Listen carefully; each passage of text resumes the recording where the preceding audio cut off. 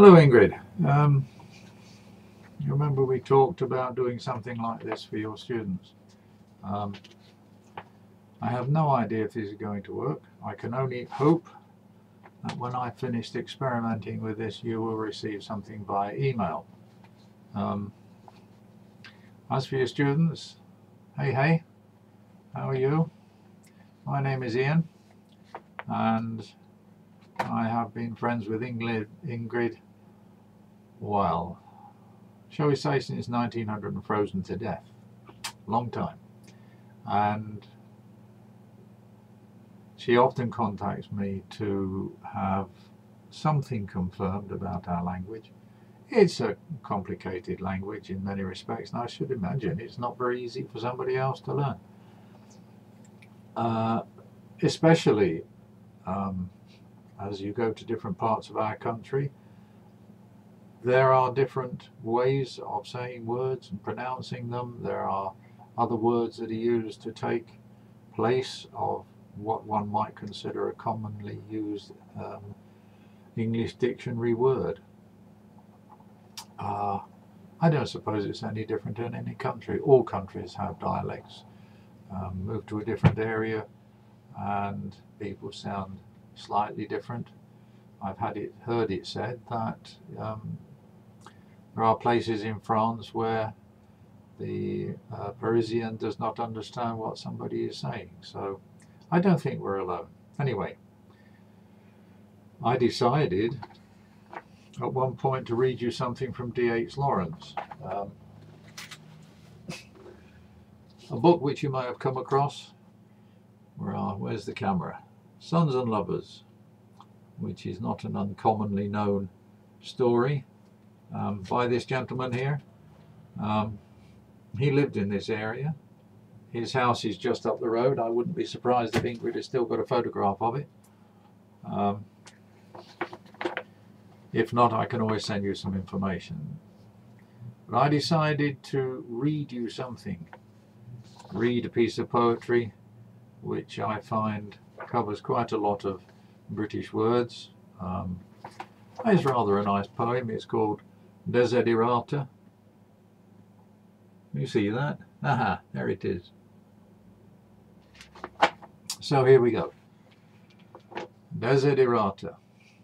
It was written by a Max Ehrmann in the 1920s, and I think this was an American who left it. It says it was found in an old St. Paul's church, but I'm not sure what country. Anyway. Go placidly amid the noise and the haste, and remember what peace there may be in silence. As far as possible, without surrender, be on good terms with all persons, and speak your truth quietly and clearly. And listen to others, even the dull and the ignorant. They too have their story. Avoid loud and aggressive persons. They are vexations to the spirit. If you compare yourself with others, you may become vain or bitter, for always there'll be greater and lesser persons than yourself. Enjoy your achievements as well as your plans. Keep interested in your own career, however humble. It is a real possession in the changing fortunes of time. Exercise caution in your business affairs, for the world is full of trickery. But let this not blind you to what virtue there is.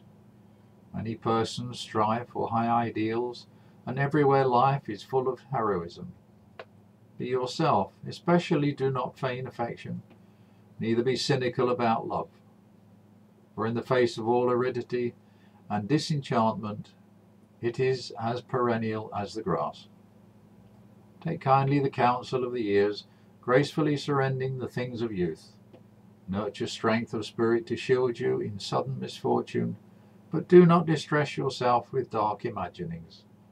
Many fears are born of fatigue and loneliness. Beyond a wholesome discipline, be gentle with yourself. You are a child of the universe, no less than the trees and the stars. You have a right to be here, and whether or not it is clear to you, no doubt the universe is unfolding as it should. Therefore, be at peace with God, whatever you conceive him to be. And whatever your labours and aspirations in the noisy confusion of life, keep peace in your soul. With all its sham, drudgery and broken dreams, it is still a beautiful world. Be cheerful and strive to be happy. There you go.